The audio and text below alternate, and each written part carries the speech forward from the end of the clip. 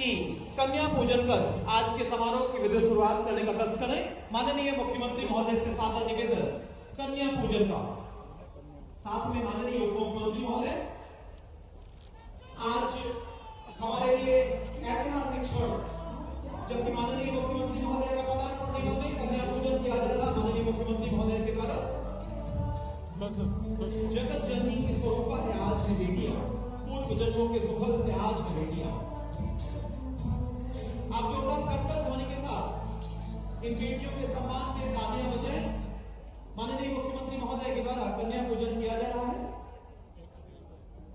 यत्र नारेस्तु पूज्यन्ते रमन्ते तद्देवता। माननीय मुख्यमंत्री महोदय, माननीय उप मुख्यमंत्री महोदय द्वारा कन्या पूजन।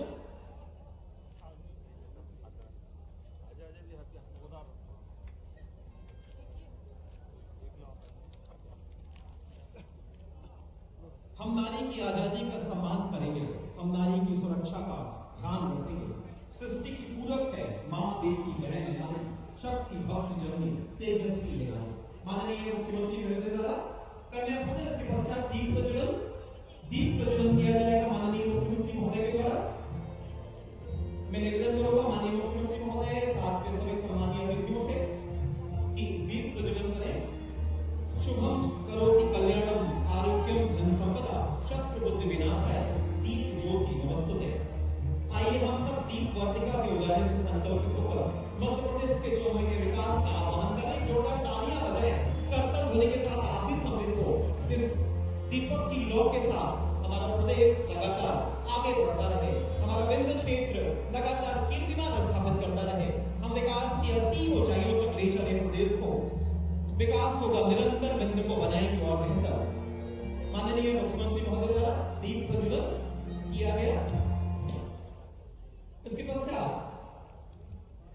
माननीय मुख्यमंत्री महोदय माननीय सभी अतिथियों से स्थान ग्रहण करने का निवेदन।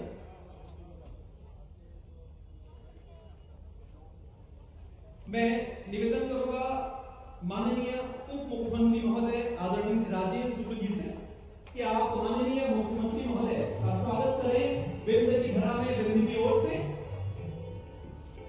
और साथ ही साथ आप उन्हें भेंट करें जो विश्व प्रसिद्ध है सुवर्णी कला से गणेश भगवान गणेश की मूर्ति आपको समर्पित करेंगे माननीय उप मुख्यमंत्री महोदय।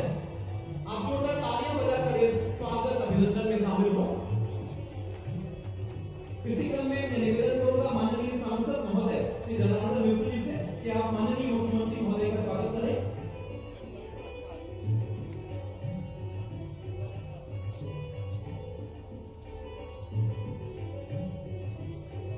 माननीय अध्यक्ष भारतीय जनता पार्टी डॉक्टर अजय सिंह जी से निवेदन है कि माननीय मुख्यमंत्री महोदय का स्वागत करें। इसी क्रम में माननीय उप मुख्यमंत्री महोदय आदरणीय श्री राजेश शुक्ल जी के स्वागत के लिए निवेदन करूंगा आदरणीय नगर निगम अध्यक्ष रीवा श्री वेंकटेश पांडे जी से कि आप माननीय उप मुख्यमंत्री महोदय का स्वागत करें। और मंचासीन समस्त अतिथियों के स्वागत के लिए मैं निवेदन करूंगा माननीय मुख्य कार्यक्रम अधिकारी दिवस माननीय अपर कलेक्टर महोदय, आप मंचासीन समस्त अतिथियों का स्वागत करें। और इसके पश्चात स्वागत उद्बोधन के लिए आमंत्रित करेंगे माननीय सांसद रीवा आदरणीय श्री जनार्दन मिश्रा जी को। क्या स्वागत उद्बोधन करें माननीय आदरणीय उप मुख्यमंत्री आदरणीय राजेश शुक्ला जी, आदरणीय गणेश सिंह जी, सांसद रीवा, सभी विधायकगण और मित्रों, सबसे पहला हम तो भाई मुख्यमंत्री जी का धन्यवाद दे चाहिए थे, आभार व्यक्त करना चाहिए थे। क्यों रीवा का उप मुख्यमंत्री दल के रीवा के कल्याण के, रीवा के विकास का एक नई दृष्टि दे के काम की, नई धारा दे के काम की। भारतीय जनता पार्टी की सरकार 18-20 साल के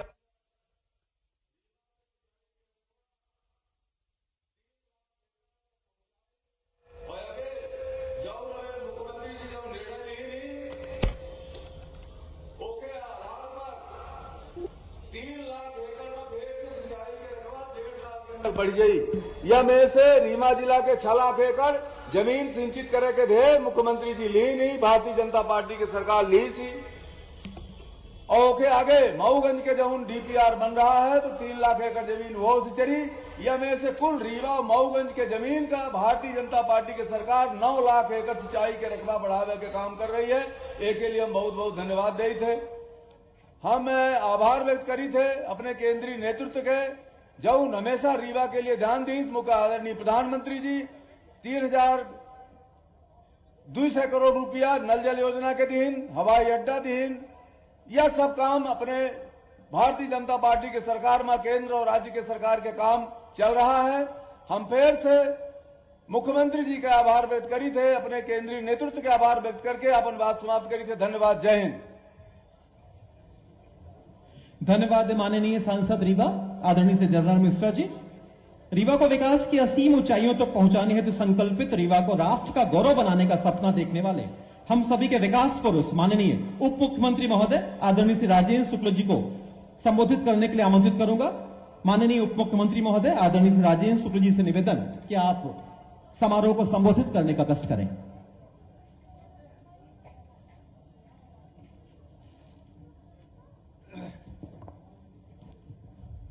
आज विंध्य की पवित्र धरती पर,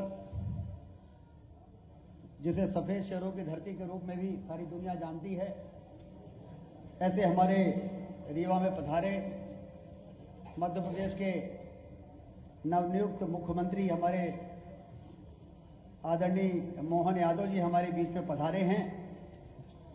ये महाकाल की धरती से आते हैं। जैसे हम लोग बाबा महामृत्युंजय की धरती के हैं, वैसे आदरणीय मोहन यादव जी बाबा महाकाल की धरती के हैं। तो उज्जैन के ये लाल हैं, और आप लोगों को मालूम है कि नहीं मुझे नहीं मालूम, ये हमारे रीवा के दामाद भी हैं।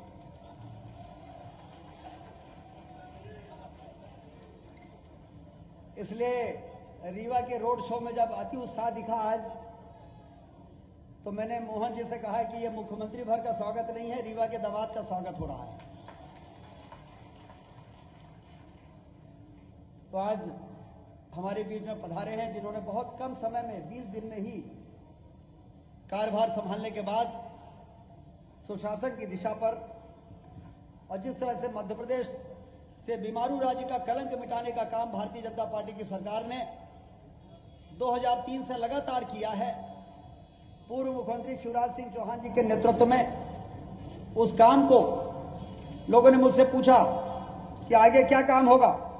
हमने कहा शिवराज सिंह चौहान जी ने विकासशील राज्यों की श्रेणी में मध्य प्रदेश को पहुंचाया नंबर 1 के स्थान पर, और डॉक्टर मोहन यादव विकसित राज्यों की श्रेणी में मध्य प्रदेश को नंबर 1 के स्थान पर पहुंचाए।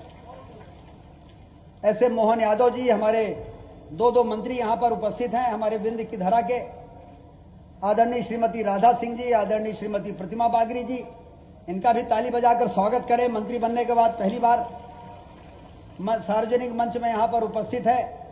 हमारे रीवा के सांसद आदरणीय जनार्दन मिश्रा जी, सतना के सांसद आदरणीय गणेश सिंह जी, भारतीय जनता पार्टी के जिलाध्यक्ष डॉक्टर अजय सिंह जी, और सभी सम्मानित विधायकगण। मुख्यमंत्री जी के पास समय कम है, इसलिए मैं सभी मंच को संबोधित करते हुए अपनी बात बहुत कम समय में समाप्त करूंगा, क्योंकि इनको यहां से खजुराहो जाना है, फिर दिल्ली जाना है, और रात में यदि खजुराहो पहुंचने में देरी हो जाएगी तो इनका प्लेन उड़ नहीं पाएगा, तो दिल्ली और फिर उससे आगे का कार्यक्रम प्रभावित होगा। मैं माननीय मुख्यमंत्री जी से यह बताना चाहता हूं कि हमारा विंध्य क्षेत्र बाण सागर की नहरों के पूरा होने के बाद खेती के मामले में बहुत आगे निकल गया है, और लोग कहते हैं कि रीवा बदल गया, विंध्य क्षेत्र बदल गया है। रीवा की तस्वीर बदल गई है, और समय समय पर आपके नेतृत्व में यहां पर शिक्षा के क्षेत्र में भी, स्वास्थ्य के क्षेत्र में भी बहुत बड़ी सपनों को पूरा करने का काम हम लोग करेंगे। अब आपने अपना आशीर्वाद दे दिया, मतलब अब विंध्य के और मध्य प्रदेश के विकास को कोई ताकत रोक नहीं सकती है।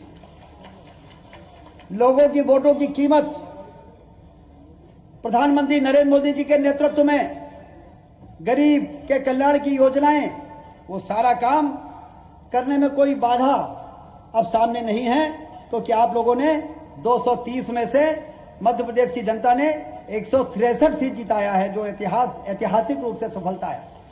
हमारे विंध्य क्षेत्र में 30 में से 25 सीटें जिताया है, और इसलिए वास्तव में आप सबका आभार व्यक्त करने के लिए मुख्यमंत्री जी आज आए हैं। धरती से इतनी दौलत पैदा हो रही है हमारे विंध्य क्षेत्र में। मैं मुख्यमंत्री जी से एक मांग करना चाहता हूं। आदरणीय मुख्यमंत्री जी से मैं एक मांग करना चाहता हूं। धरती से इतनी दौलत पैदा हो रही है हमारे रीवा में, विंध्य क्षेत्र में, तो रीवा की कृषि उपज मंडी को आदर्श मंडी बनाने के लिए मैं आपसे निवेदन करता हूं कि आप रीवा की कृषि उपज मंडी को आदर्श मंडी बनाएंगे तो हमारे किसान जो धरती से दौलत पैदा कर रहे हैं उनको ज्यादा सुविधा मिलेगी, ज्यादा उनको फायदा होगा। और ज्यादा बातें मैं नहीं करूंगा। मैं मार्च के महीने में जरूर आपको आमंत्रित करता हूं, फरवरी और मार्च में आचार संहिता लगने के पहले, कि आप रीवा पधारें और रीवा में जो हवाई अड्डा बन रहा है उसके लोकार्पण के लिए सिंधिया जी को लेके और आप आके यहां पर उस हवाई अड्डे का भी लोकार्पण करें। एक बार फिर से मैं आपका बहुत बहुत स्वागत करता हूं, अभिनंदन करता हूं, वंदन करता हूं। बहुत बहुत धन्यवाद। धन्यवाद माननीय उप मुख्यमंत्री महोदय। मैं बड़े विनम्रतापूर्वक आग्रह करूंगा माननीय मुख्यमंत्री महोदय से कि आप आज जो रीवा जिले को विकास कार्यों की सौगात सौंपी जा रही है, निरंतर विकास की नई ऊंचाइयों पर बढ़ता प्रदेश और विंध्य प्रदेश, जो कि रीवा जिले को विकास की सौगात दी जाएगी। सबसे पहले भूमि पूजन जो कि शिलान्यास होने हैं, जिसकी कुल राशि लागत है 326 करोड़ 54 लाख। मैं निवेदन करूंगा माननीय मुख्यमंत्री महोदय से कि आप अपने शुभ कर कमलों से आप जोरदार तालियां बजाएं। माननीय मुख्यमंत्री महोदय द्वारा किया गया भूमि पूजन और शिलान्यास डिजिटल तरीके से 326 करोड़ 54 लाख की राशि। इसके पश्चात मैं पुनः निवेदन करूंगा माननीय मुख्यमंत्री महोदय से कि आप लोकार्पण करें जो विकास कार्य हो चुके हैं रीवा जिले में 11 करोड़ 36 लाख रुपए के विकास कार्यों का लोकार्पण करने का निवेदन माननीय मुख्यमंत्री महोदय से। और एक बार जोरदार तालियां पुनः बजाएं, अभिनंदन करें माननीय मुख्यमंत्री महोदय का इन विकास कार्यों के लोकार्पण के लिए। धन्यवाद माननीय मुख्यमंत्री महोदय। अब बड़े विनम्रता के साथ मैं आग्रह करूंगा माननीय मुख्यमंत्री महोदय, जिनका संकल्प है मध्य प्रदेश को विकास की नई ऊंचाइयों तक ले जाने का, विकास होगा निरंतर, विंध्य को बनाएंगे बेहतर। मैं निवेदन करूंगा माननीय मुख्यमंत्री महोदय से कि आप इस समारोह को संबोधित करने का कष्ट करें। आप एक बार जोरदार तालियां बजाएं, करतल ध्वनि से माननीय मुख्यमंत्री महोदय का अभिनंदन करें। विंध्य की धरती पर आपका, हमारा, अपना सबका सौभाग्य, और मैं समझ सकता हूं कि रीवा का तो ज्यादा ही सौभाग्य है। मां रेवा के नाम पर ये रेवा का हमारे महाराज बैठे हैं। अमरकंटक इस पुराने राज्य का ही हिस्सा था जहां मां रेवा का जन्म स्थान है, अमरकंटक। उनके नाम पे ये रीवा है। हम सब सौभाग्यशाली हैं। और रीवा अंचल में ही भगवान राम ने अगर 11.5 साल अपना वनवास काल का व्यतीत करने का निर्णय किया, तो वो चित्रकूट भी आप ही का हिस्सा है। तो इसलिए जोरदार तालियां बजा करके मेरे साथ 2 हाथ खड़े ऊपर करके बोलिए, जय जय श्री राम, जय जय श्री राम। हम सबका सौभाग्य है आज का ये जो अद्वितीय पल है। और इस पल के लिए तो वर्तमान के दौर में खास करके 500 साल बाद यशस्वी प्रधानमंत्री के नेतृत्व में कानून और व्यवस्था के आधार पर जिस प्रकार से सुप्रीम कोर्ट के निर्णय का पालन हुआ है, मैं माननीय उप मुख्यमंत्री राजेंद्र जी शुक्ला, जोरदार तालियां बजाओ राजेंद्र जी के लिए। माननीय सांसद जनार्दन मिश्रा जी, जोरदार तालियां जनार्दन जी के लिए। भाजपा के जिला अध्यक्ष मेरे मित्र डॉक्टर अजय सिंह जी के लिए भी जोरदार तालियां बजाएं। हमारे विधायक गुड़ बहुत वरिष्ठ नेता नागेंद्र सिंह जी के लिए जोरदार तालियां बजाएं। नागेंद्र सिंह जी की लोकप्रियता ऐसी जबरदस्त है कि इस उम्र में भी नागेंद्र सिंह जी का नाम मात्र पार्टी रख दे तो पार्टी जनता परवारे जिता के पहुंचाती है। ऐसे हमारे अद्वितीय नेता है। हमारे इसी मंच पर विराजमान दिव्यराज सिंह जी, जोरदार तालियां बजा, मेरे अभिन्न मित्र हैं। आपके अपने यहां इसी रीवा साम्राज्य के महाराज रहे।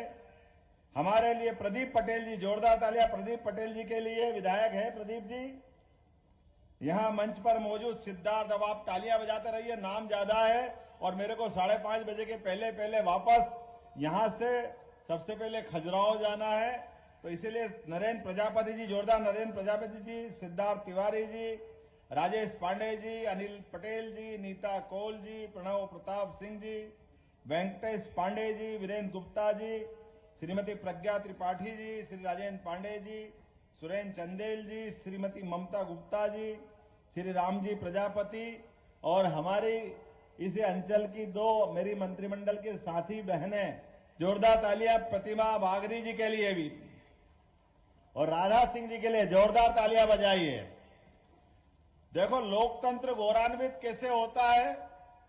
लोकतंत्र गौरवान्वित करने के लिए एक बार फिर यशस्वी प्रधानमंत्री नरेंद्र मोदी जी के लिए तालियां बजाएं, जिनके माध्यम से सरकार बनती है। सरकार के अंदर आने वाले मंत्रियों के लिए, चाहे मुख्यमंत्री हो तो एक अपने सामान्य परिवार का कार्यकर्ता, जिनको उठा करके कहां से कहां पहुंचाते ये नरेंद्र मोदी जी कर सकते हैं। जोरदार तालियां नरेंद्र मोदी जी के लिए बजाइए। भारतीय जनता पार्टी की सरकार में हो सकता है। और अपना रीवा तो आप तो चारों उंगली घी में और सिर कढ़ाई में, मेरे साथ तो डबल है।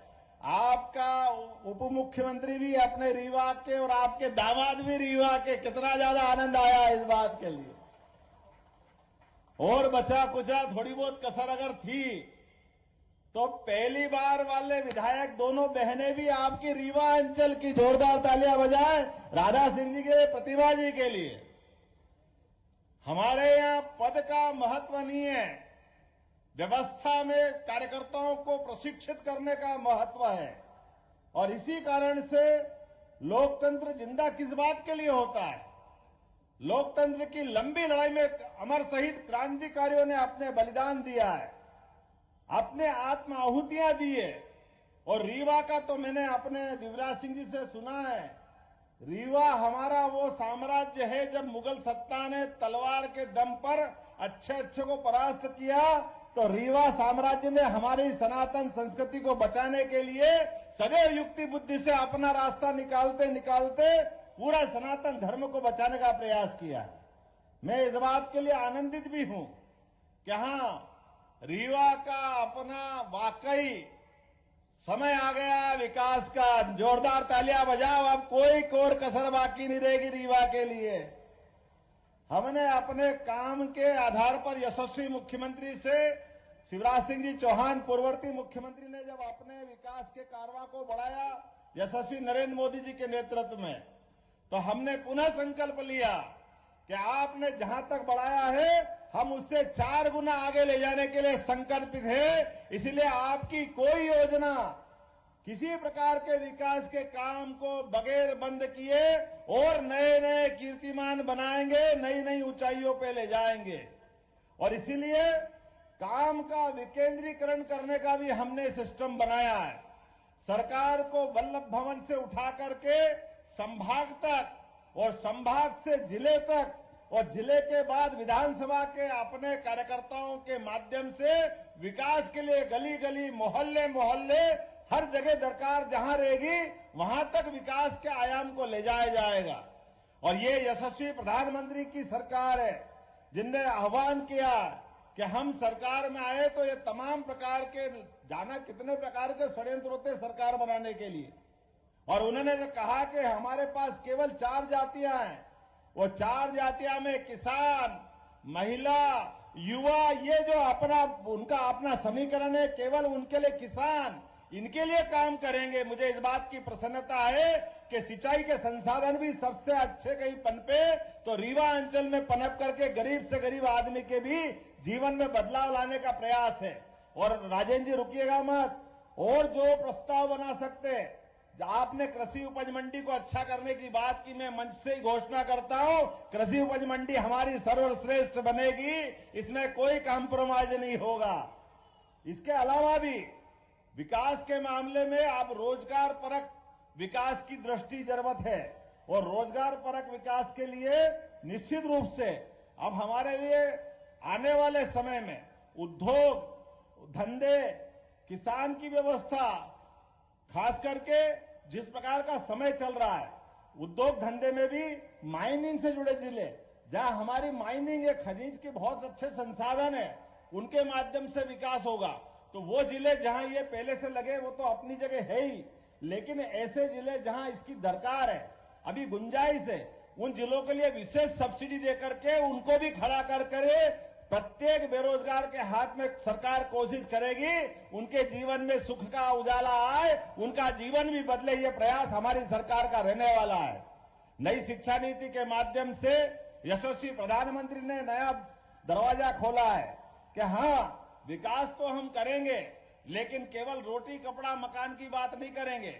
रोटी कपड़ा मकान तो होगा ही, लेकिन सनातन धर्म के मामले में कोई कॉम्प्रोमाइज करने वाले नहीं है। हम अपनी सनातन संस्कृति को भी सर्वोच्च स्थान पर रख करके आगे बढ़ेंगे इसी आधार पर, क्योंकि ये भारत अपने आप में इन विशेषताओं के कारण से ही दुनिया में सदैव आगे बढ़ता रहा है। इकबाल ने कहा है कि कुछ बात है कि हस्ती मिटती नहीं हमारी। तो यूनान, मिस्र, रोम बड़े बड़े साम्राज्य थे, लेकिन वो सारे के सारे साम्राज्य धराशायी हो गए। लेकिन हमारे अपने इस भारत की विशेषता है, ये अपने यहां पर अपनी परंपराओं के साथ अपने पुरखों के बनाए वो उच्चतम मापदंड, उनको सबको स्थापित करके चलता है। इसलिए प्रभु राम में आस्था करने का मामला हो तो हाँ कहता कि हाँ हमारे पूर्वज थे। अब ये अलग बात है कि उसके मामले भी लोग राजनीति करते हैं। जिनको राजनीति करना वो राजनीति करे, उसकी परवाह भारतीय जनता पार्टी न कभी करी है न कभी करेगी। प्रभु रामचंद्र जी ने सारा जीवन अपना कदम कदम पर पूरे भारतवर्ष के लिए, समूची मानवता को धन्य करने के लिए गुजारा है। आज भी बच्चा बच्चा सबका सपना होता है कि राम राज्य होना चाहिए। भगवान राम को इस पृथ्वी पे अवतरित हुए 17 लाख साल से ज्यादा साल हो गए, लेकिन आज भी रोम रोम में राम समाये हुए हैं। और एक तरफ हम जब राम की बात करते तो हमको मालूम है आज भी बड़े दुर्भाग्य के साथ कहना पड़ रहा है, अरे भाई सुप्रीम कोर्ट ने निश्चित कर दिया है। सुप्रीम कोर्ट से तो बड़ी कोई कोर्ट हो नहीं सकती है।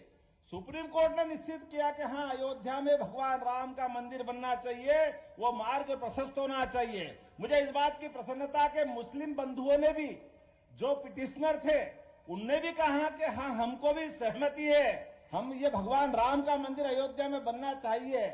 लेकिन अभी भी कांग्रेस के कुछ नेताओं का पेट दुख रहा है, अभी भी वो मानने को तैयार नहीं कि वहां मंदिर बनना चाहिए। कोई इनको छोड़ने वाला है क्या? आप बताइए, ऐसे लोगों को कोई माफ करने वाला है क्या जो प्रभु राम के मामले में अड़ंगा लगाए? जीते जी पहले कह रहे थे प्रभु राम की बात करते हो, मंदिर वहीं बनाएंगे, तारीख नहीं बताएंगे। अब जब तारीख भी बता दी, मंदिर भी तैयार है, 22 जनवरी को हमारा अपना प्रभु राम के गर्भगृह में प्रवेश का भी मामला है, तो अब कह रहे हैं दूसरा मुद्दा खड़ा कर दिया। अरे भाई वो मूर्ति कहाँ है? अरे भैया तुम्हारा तो भरोसा ही नहीं था राम में, तो भगवान को कहाँ ढूंढ रहे हो? भगवान तो हमारे और आपके दिल में, जो प्रभु को राम को माने वो राम के।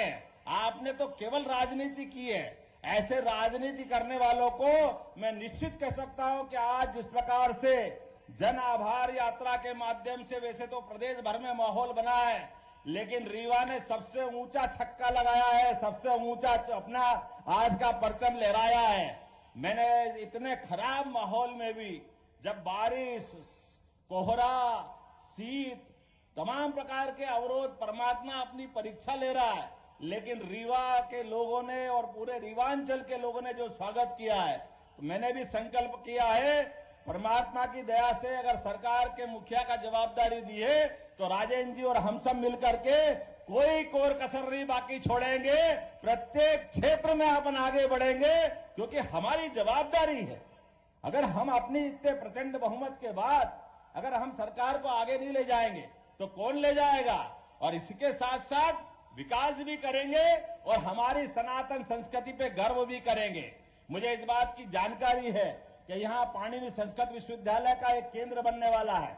20 करोड़ की लागत से उसका हमने सेंटर का विकास करने की बात कही है। अगर 100 करोड़ भी लगेंगे राजेंद्र जी, तो निश्चित रूप से उसमें भी कोई कोर कसर नहीं बाकी रहेगी।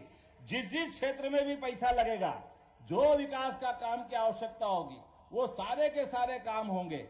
और आज हमने संयोग से मैंने कहा था कि यहां पर मैं जहां जा रहा हूं केवल आभार रैली नहीं कर रहा हूं, केवल भाषण नहीं दे रहा हूं।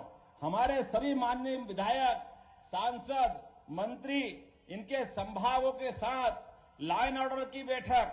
आप बताइए, वर्षों वर्षों से थाने बने हुए थे, लेकिन थानों की सीमाओं को लेकर जनता की कठिनाइयों के लिए अभी बहुत इस बात में गुंजाइश थी। हमने निर्णय किया कि थानों की सीमा बदली जाएगी और जहां जहां नजदीक से नजदीक लॉ एंड ऑर्डर के लिए व्यक्ति पहुंच सकता है, 31 जनवरी के पहले पहले उसको दुरुस्त किया जाएगा।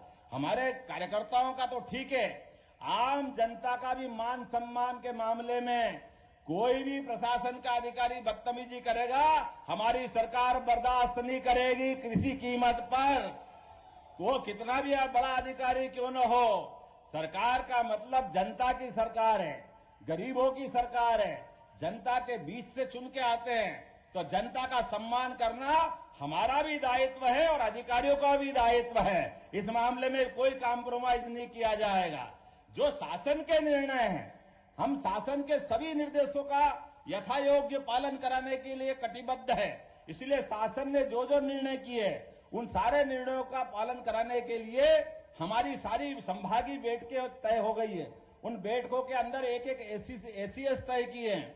हमने कोशिश की है वो सारे काम करें। आज थोड़ा समय कम पड़ गया राजेंद्र जी, तो आने वाली 16 तारीख को एक बार फिर रीवा अंचल में आएंगे, दोबारा बैठक करेंगे और विकास का एजेंडा बना लेना। तब तक वो सारे काम भी मंजूर करेंगे। आज लगभग 350 करोड़ के काम का तो यही से लोकार्पण, भूमि पूजन हमने किया। जोरदार तालियां बजाओ पूरे के पूरे काम को लेकर के। और आने वाले समय में फिर हम अपना संकल्प करेंगे। और मैं आप सबके माध्यम से आश्वस्त होना चाहूंगा, आप यशस्वी प्रधानमंत्री की 3 बार अगर तीसरी बार सरकार बनाने के लिए तैयार है, तो दोनों ताली बजा करके अपने हाथ पे खड़े होइए, अपनी जगह पे खड़े हो जाइए और दोनों मुट्ठी बांध करके संकल्प करिए कि हाँ, हम सब संकल्प करते हैं कि नरेंद्र मोदी जी के नेतृत्व में आने वाले समय में भारत की नई तस्वीर बनाने के लिए, भारत को नंबर 1 का देश बनाने के लिए निश्चित रूप से हम सरकार बनाने के लिए संकल्पित रहेंगे। तो मेरे साथ अगर बात से सहमत हो तो सभी जोर से बोलिए, भारत माता की, भारत माता की, भारत माता की। नरेंद्र मोदी जिंदाबाद, यशस्वी प्रधानमंत्री नरेंद्र मोदी जिंदाबाद। बहुत बहुत धन्यवाद। भारत माता की जय। धन्यवाद माननीय मुख्यमंत्री महोदय। बिंदु को विकास की असीम ऊंचाइयों तक पहुंचाने का संकल्प लिया माननीय मुख्यमंत्री महोदय ने। इसके पश्चात माननीय मुख्यमंत्री महोदय से निवेदन है कि अपने कर कमलों से हितग्राहियों को हितग्राह वितरित करने का कष्ट करें। मध्यप्रदेश शासन द्वारा चलाई जा रही विभिन्न महत्वाकांक्षी हितग्राही मूलक योजनाओं के चयनित हितग्राहियों को माननीय मुख्यमंत्री महोदय के कर कमलों से लाभ वितरण किया जाएगा। सबसे पहले गौरव सिंह, इन्हें मुख्यमंत्री उद्यम क्रांति योजना के अंतर्गत 9,75,000 रुपए की राशि प्रदान कर रहे हैं माननीय मुख्यमंत्री महोदय। आप जोरदार तालियां बजाकर स्वागत करते रहे। इसी क्रम में